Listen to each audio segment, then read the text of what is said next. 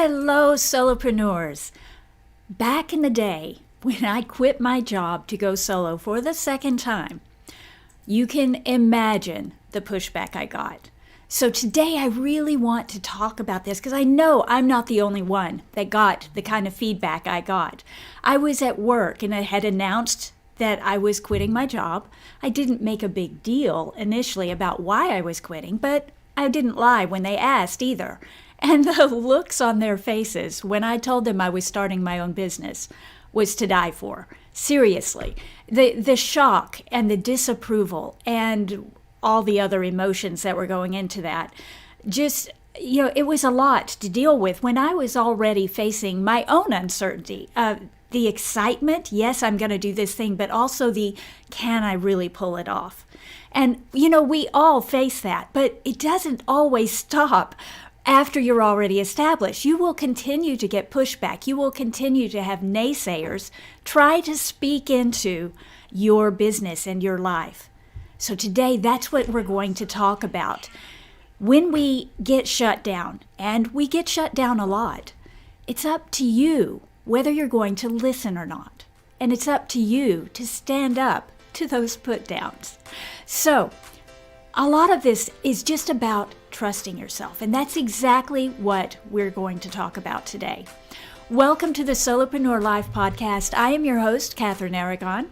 Here at Solopreneur Life, our mission is to help you launch and grow a successful six-figure, hopefully, business without overwhelm or burnout.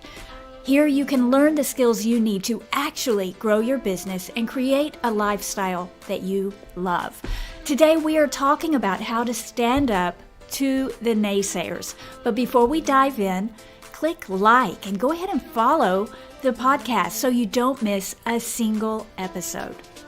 So what are the put downs that solopreneurs face? And you can probably add to the list, but these are just a few of the ones that I've gotten throughout the years. I already mentioned the women I worked with kind of rolling their eyes when I told them that I was going to launch my own business. But having done that, it just continued. So many people treated it like a hobby.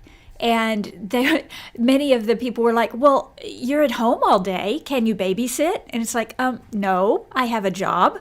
I have a business. And another was like, well, why haven't you been following me on social media? Now, this thing that I wrote, and when I explain I'm too busy with client work, they're, again, the eye rolls. People tend to believe if you're working for yourself, you're not working. Now, I'm not quite sure where that comes from, unless they themselves have that mindset. If somebody hasn't told me what to do, then I do nothing. We aren't like that. We're a different breed of animal. And so we need to keep that in mind when we get that kind of comment. The hobbyist mentality, the idea that you're just playing around at what you do, it's offensive, yes, but it's a real kind of naysayer, right? Then there is a comment of get a real job. One time I just casually mentioned to a family member that I had just gotten a new client. And the eye roll. Oh, I'm so glad you finally got a job. It's like, okay, but I've had other clients. I've been paying my bills. I don't understand where this is coming from. But other people have this mental vision of this is what real work looks like. And if you run your own business, you don't fit into any of those categories. There is no entity paying you a salary check. Therefore, what you have is not real. And again, offensive, but it's a real thing that we deal with. Then, of course, there's the acting as if you're a failure because you don't have a traditional lifestyle. You're like, really, if you could really do the job, someone would have hired you. And I'll tell you the truth, I get so many job offers. And every now and then I think, well, should I even consider it? Because, every now and then you can get a real job and it'll boost your career. It'll boost your business next time you step back out and relaunch. But I'm at a point where things are going really, really well. So that's not really on the table. Am I a failure because I'm not letting someone else pay me a salary?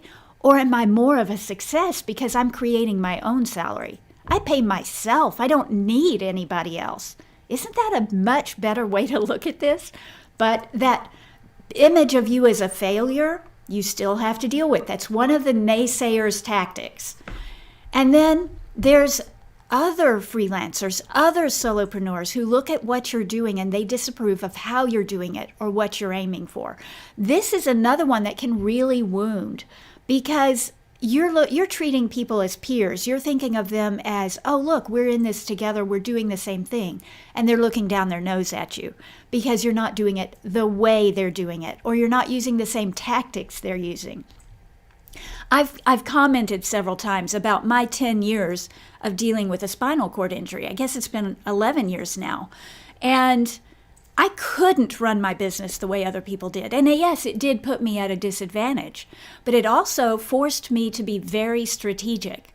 My business didn't look like anybody else's because I had to think outside the box about how I'd promote myself. I couldn't go to events. I couldn't do things that other people were doing, but I could build a business that was uniquely set up to be there for me, to give me opportunities to work and to bring me the right clients. So again, disapproving of how you're doing it, maybe disapproving because you haven't set the right goal. You aren't aiming for more money. You're aiming for more time or something else instead. You have to take all of these things into consideration and really fend them off. You have to weigh, am I even going to listen to this? Because we all know some criticism can be helpful. And if somebody's challenging me on the way I'm running my business, I do need to stop and think for a minute. Is that even valid? Should I consider this? Most of the time, no. But, take that moment if that makes you feel better. But then you've got to let it slide off your back the way rain does off a duck. You cannot let those things hold you back. Now, all of those are the kinds of comments we get from just the people in our lives, friends, family, and as I said, even peers. But what about your clients? You get a lot of weird comments from them too. And all of it is aimed to communicate that they don't believe you're valid. Same thing, it's a naysayer. So, I'll just give you a few of the things that I've had to deal with throughout the years. And a lot of it is expecting me to charge less because of what I look like or who I am. And you maybe have dealt with the same thing. If you're a woman, if you're a person of color, if you're new, if you're old, whatever, people are going to have certain expectations. One of my favorites was the company that they knew who I was from a previous job. They knew I was somebody in that job. But when I quit and went freelance, I guess they assumed I was going to charge offshore prices for the same level of work. And that's so offensive because I know they would never have done that with a man. But with me, yeah. The shock when I gave them my price and his answer was, well, that's what I charge. And my thought is, but I'm a CEO too. Why can't I charge equal to you? Why not? Why is that offensive to you that I would charge what you charge? These are the kinds of comments we get, and we get so much pushback on price anyway. Sometimes we forget to really hear what they're saying. Another one that I very recently got was, at least this one was polite, in the spirit of partnership, could you reduce your rate? Of course, they were expecting 80 hours a month, and when I did the math, I was actually convinced I should have charged them more because I wasn't charging enough for the level of work, the scope of the project that they wanted. So these kinds of pushback, yes, okay, they're potential clients. You have to listen to them, and sometimes you just have to sit there with a straight face and look them in the eye over Zoom. Don't flinch when they push back. Other times you have to say, no, I did the math, and this is actually a good rate. You're getting a very good deal. If you keep pushing, I'll raise my rates. Of course, I never say that, but that is the thought, right? And then, of course, we don't really think you're the person. I had one prospect tell me, oh, well, we just thought you were too good. And it's like, what does that even mean? So what did they do? They hired a man with a fraction of my experience, probably paid him more than I was asking to be paid. And why? Who knows why? But the clear message is that on some level, they don't believe you are actually capable. And these are the naysayers. These are the people who are pushing back, trying to put you in a box, trying to hold you down. But you have to have the gumption and the trust in yourself to know when to stand up to this. Now, there is a degree to which we all have to go through the paces. We have to learn the ropes. We have to start at the beginning, and little by little, as we develop, as we get more experience, we begin raising our rates and getting treated better. But as I said, I've been doing this for 15 years plus, and I'm still getting these kinds of comments. So it doesn't mean they'll ever end. It just means you get better at navigating them. And that's what I want to help you with.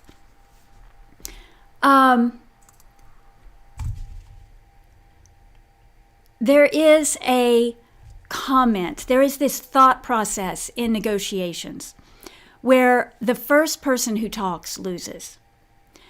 In sales, the concept is don't flinch. I think we're going to talk more about that in a minute when I call in Jonathan.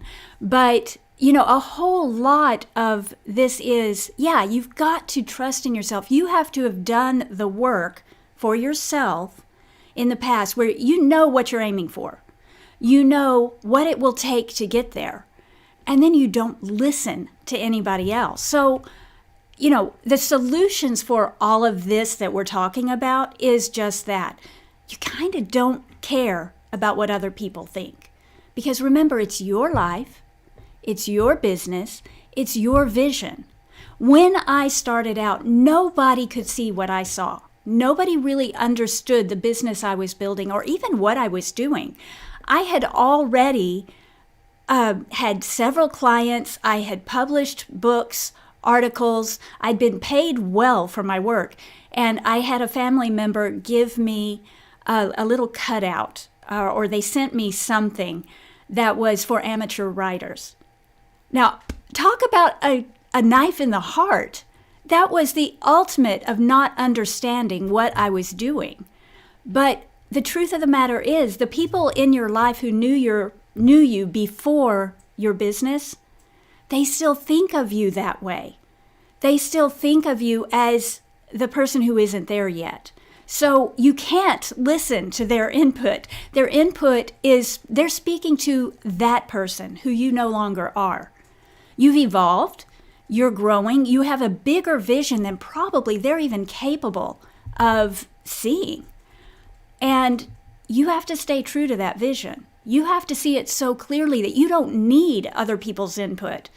Now, you'll hear me talk about this a lot. We should never try to do this alone, but input from those people, from the naysayers, you never need that. What you need is input from people who truly believe in you, people who see what you're doing and believe that you're capable of getting there. That's the kind of people you need to surround yourself with. So we'll talk more about how to do that in a minute. But on top of this, having this vision, you also need to develop a thick skin. People will always say the rudest things. And they will say a rude thing in a kind way. In the spirit of partnership, could you lower your rates? No, that's not partnership because you're dissing me. So keep in mind, you can't listen to everybody, and you have to know exactly what you're trying to achieve without them, without their input.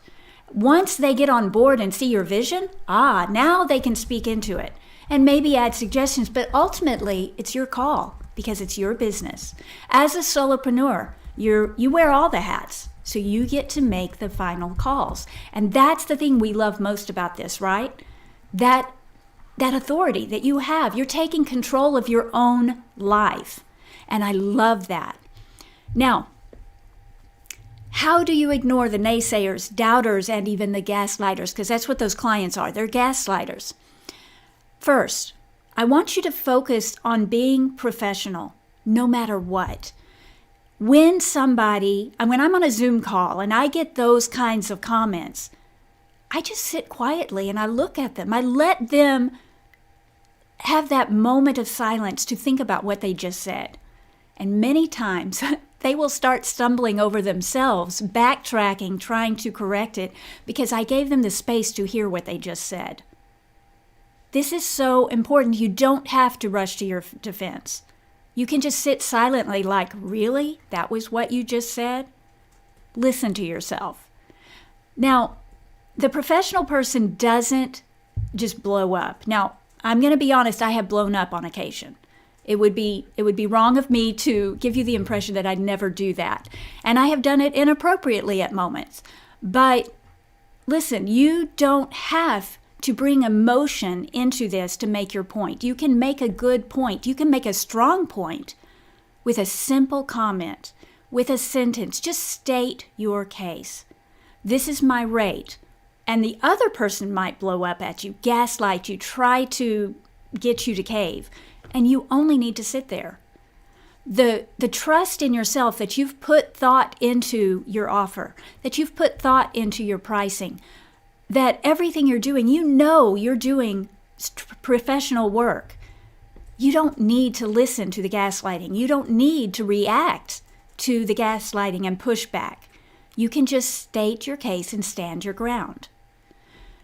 Another thing is to make sure that you do know you're setting fair terms, both for yourself and your client.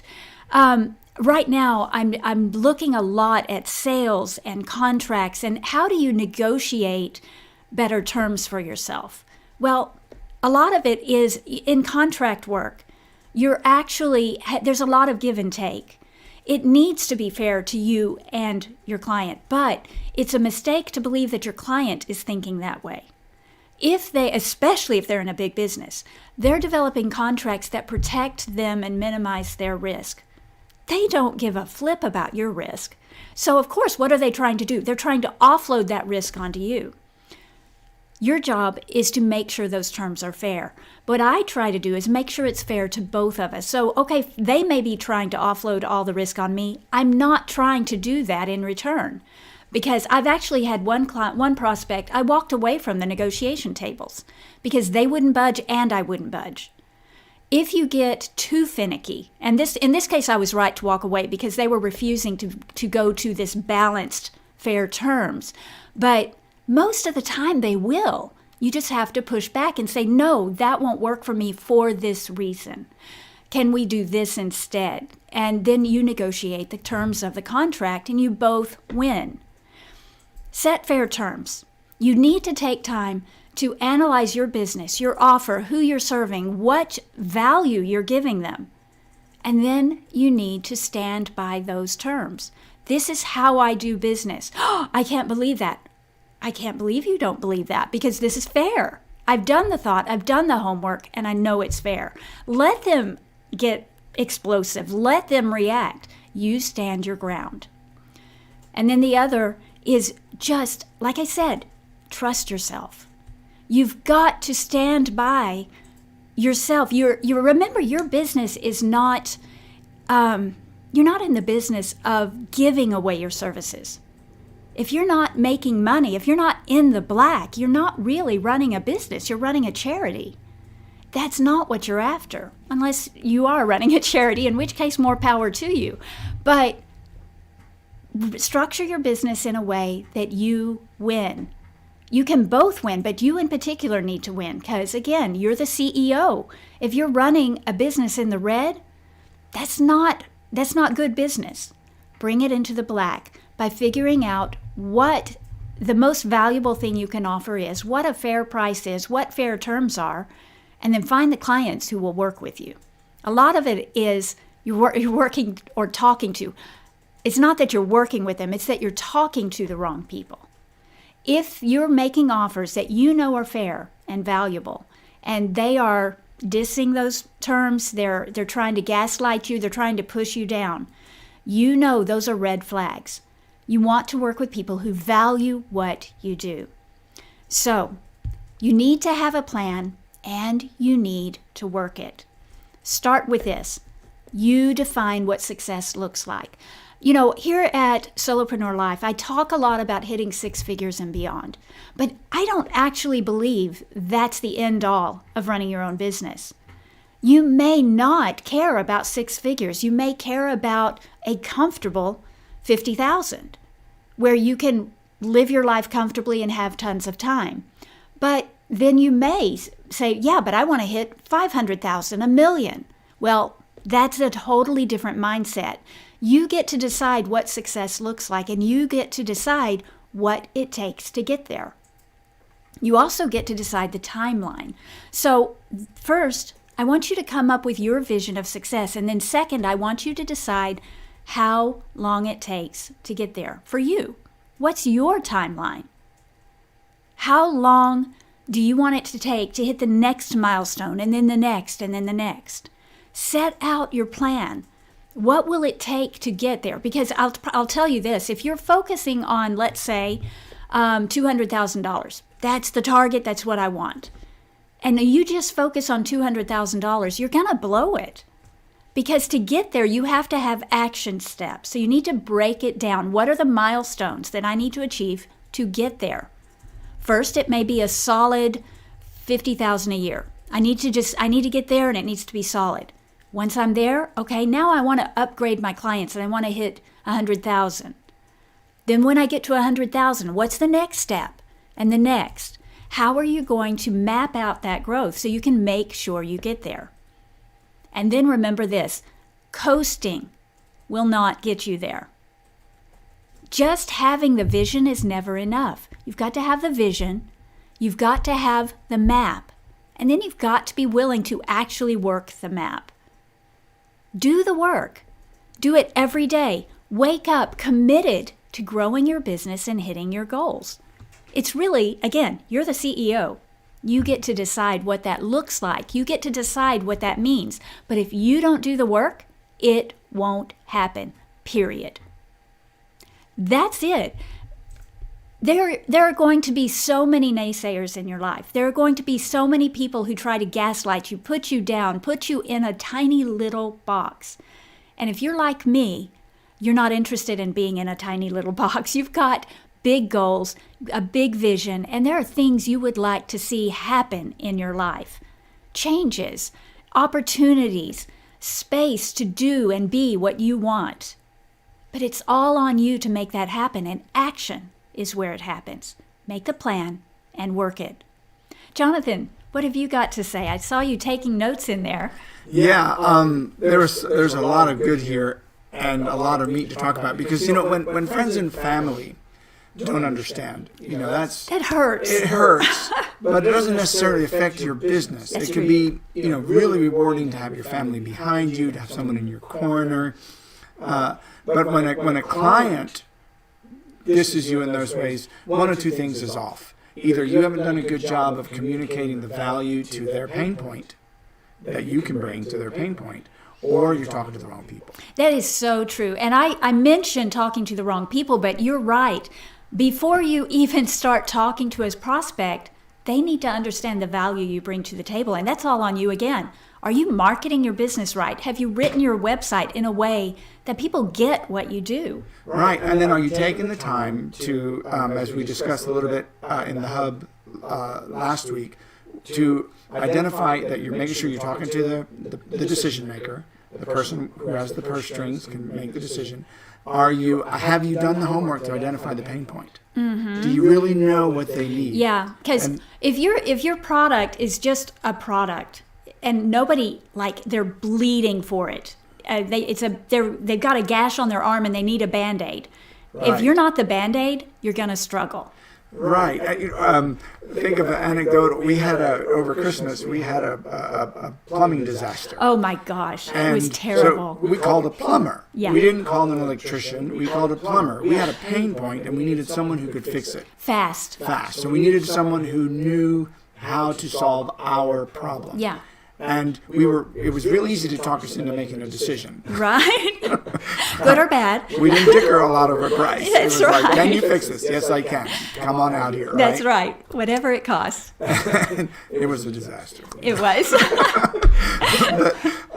One of the more memorable Christmases. That's right. What blew me away was the next morning, our children woke up and said, "Okay, we're leaving. Bye." That fast. Yeah, it's been a lovely Christmas. But the idea is that, if you're in discovery with this client, you have to ask the right questions to know, and then, do I honestly have the resources to solve it? And that's a sales point. Jonathan, you've been doing a lot of sales over the last week, sales calls. And I know you don't think of yourself as a salesperson, but here's what makes you such a good one, is that you don't try to ram something down people's throats. You do this very thing. You do the discovery call and you figure out if it's a good fit. If it's not a good fit, you shouldn't try to close that sale. You should give them alternatives. Maybe it's a downsell, or maybe it's, you know what, this is a good book. Why don't you go get that book?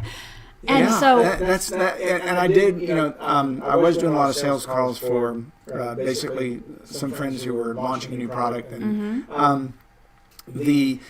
sometimes it is difficult in sales. You think, oh, I'm letting this one off the hook. No, you're actually building relationships. Yes. Because they will trust you.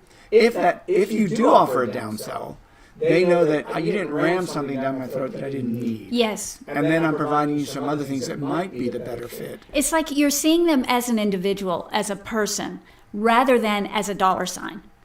And, it's okay to decide that this person is a good fit. And there's lots of reasons the person's not a good fit. One is you talked about, they don't see you as a partner. They don't see you as an equal. Then they're always going to be diminishing. Right. Your value to their... They will always resist. Every time you turn in an invoice, they will resist it. They will resent it, actually. Right. And I've lost clients over time because they thought they were paying too much for the value they were getting. So clearly, in those instances, I didn't sell value. Right, and then they start getting nitpicky over the deliverables, and so it's not a good fit. Listen, we're not a good fit, because if you believe that what I have is going to level you up, then what's it worth to you not to have to worry about this? Right. And then at that point, we shouldn't have to dicker price anymore. But if this price is out of your price range, it's okay to say, well, listen, when you're ready, you know how to get a hold of me. Exactly. And that's actually a good way to end a sales call. I think so. Yeah. So you have that, and we're going to do this. We're going to do some training and some talks about sales in particular, because this is an art form that, as a solopreneur, you're in charge of driving revenue. You've got to be your own head of sales. But most of us didn't study business. We don't know how to do sales. I mean, I did retail sales when I was young, but it's not really the same thing. It's related, but they're already coming oftentimes with an intention to spend a certain amount of money. You're just trying to show them what's available to choose from. Yeah. When you're doing the discovery and trying to figure it out. But that goes to what you talked about, in sales, the first one who talks loses. Yeah. And, don't flinch. Well, that, when you're talking to a potential client and you issue your prices and you see their jaw drop, don't react to that. Right. Because you need to let that sink in, let them start spinning wheels. How am I going to solve this before you start automatically discounting, because they're going to say, oh, if I just hold out, he'll discount more. Exactly. And it's like the retail stores that always send the 30% coupon, and you wait until you get the 30% coupon to buy. Well, you don't want to train your customers that they will only buy if you offer them a discount. You actually want to train them that this is so much value, you'll miss out. FOMO, if you don't buy now. And, this is something that, particularly now with the availability of e-commerce, everybody's gone digital. If you get caught in the vortex of competing on price, there's always someone who can beat you. Yes. You have to compete on value, service, something else that you provide that's intrinsic to your personality, to what you bring to the table. And if you think about that, let's take that back to the whole topic of this podcast, which is dealing with naysayers. If you've done the work that we're talking about right now of identifying the value you bring, and making sure that you're communicating that clearly, if someone's pushing back, that's a red flag. Yeah. You know that's really not someone you need to be working with. And the other thing that's important to remember here is that oftentimes when they're pushing back, you think they're pushing back on the price, but there's really something else going on. Because if you were to remove the price obstacle and they still have an objection, there's your red flag. Then you know, okay, there's something else that's at the core here. There's either some fear going on that, what if I don't get what I paid for? And so you may have to show them some testimonials, and that's okay. That's legit. But oftentimes the first protestation that you receive, or first pushback, is not really where the objection is originating. Right. Yeah. Right. So these are things that, this is training that you have promised to offer, and it's important for all of us, because whether you're a solopreneur or who's never had sales experience, or a salesperson who sells for others, you at some point you have to do sales. Oh yeah. Even if it's on your website with your marketing content and your marketing copy. At some point, you have to present yourself out. You have to put yourself out there, right? Oh, yeah. Nothing happens if you don't communicate with people, if you don't have conversations. So it all starts there.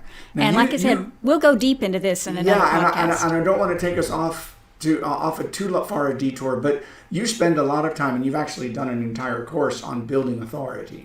And how does that figure? I mean, that figures in pretty significantly to it does. To this equation, because people have to perceive you as an authority, as the person who can bring the solution. So let's go back to have a plan and work it. And I told you, you've got to define success for yourself, set the timeline, and then do the work. But you know what some of that work involves is just the stuff that Jonathan and I are talking about right now. You need to build your authority. You need to build it in such a way that nobody questions your price. And yes, that can be challenging. And yes, if you are a minority, or if you are a woman, or if you are an older person, you may get pushback. But if the authority is there, and if you've done the right work, marketing yourself and setting up the value proposition, nobody can argue with you. Then the question is, do you want it or not? Not, am I the best person? Because that conversation, you don't even want to get into that conversation. Naysayers will say stupid things. But don't join that conversation. Just sit there. Let them say their stupid stuff. But you move on, because if you do this right, there are people out there who will respect you and want what you have to offer. I really like what you said there, because you can be gracious and still stand your ground. And particularly like with friends and family who they don't get it, and we understand they may not understand what it means to be an entrepreneur or solopreneur. And so I like the idea of giving them space, just not saying anything, letting that sink into what, let them hear what they just said out loud. But you also need, I love what you said about keeping that vision in front of you, because you have to see yourself as you want others to see you. You have to at least believe that you are what you are selling as an authority, as that a you're solution authentic, bringer, that you're the real deal, for them to be able to see it. So staying true to that vision is key. I like that, and that again builds that partnership, right? Where we're equals in this. And yes, that's a mindset thing. And that's you said something really. We're coming up on the end of the time here, but you said something really significant about someone who said, but I almost, that's almost as much as I make. It's like, but if we're equals, right? But see, what a lot of times when they're looking for a solopreneur, and their mindset is freelancer, hobbyist, and so they're thinking, I am hiring. I don't want to pay for an employee. I don't want that expense and that overhead. And so they are looking for an inexpensive way out, as opposed to realizing that I am going B2B, right? Yeah. So you have to see yourself not just, and this is the reason I use the word solopreneur instead of freelancer. You're a business. Right. You're not a hobbyist. Right. And if you see yourself as a business, not as someone who just takes clients here and there, then you are going to be able to stand up to naysayers better. You're going to have the right mindset. You're going to have the professionalism built in. You're going to have the systems and the strategy in place that you don't wig out when they push back. It's so easy to doubt yourself, but you must trust yourself. Yeah, I like the way you refer to yourself as I'm the CEO of my own company. I am a founder and owner, CEO. Yes. I am an equivalent level in my company as the CEO or owner of any size company. When the last day I was in the hospital just recently, I was trying to finalize a project, and I was in the hospital. Jonathan was running the business for me, and we were on the phone a lot, and then when he was allowed to come visit me, he'd had his laptop, and I was talking with him as we were getting things done, right? Because nothing fell through the cracks, and I'm so proud of that we were able to do that. But on that last day, Jonathan wasn't there. I was trying to finalize a project, so I was actually sitting up in the bed with my laptop editing an article. And someone walked in, and his eyes just bulged, like, what are you doing? Like, how often do you see someone working in the hospital a few days after surgery? And I just told him, I'm a CEO. I've got to run my business. And he just bowed out of the room. What do you say to that? If you are not that confident, you're not going to be able to pull this off. Yeah, that was interesting, and it wasn't even like he just gave you your space. You need to work. I'll come back. What I'm doing. Right. It was funny the reaction I got. Right, and then we were talking, and one of the clients we deal with. Deals in NFTs and stuff like that, and they heard the conversation and they were like, what do you guys do? Right. And so it is somewhat of positioning. It is. And it is also, I love that, keep that vision in front of yourself. You need to believe in you, even when the naysayers don't.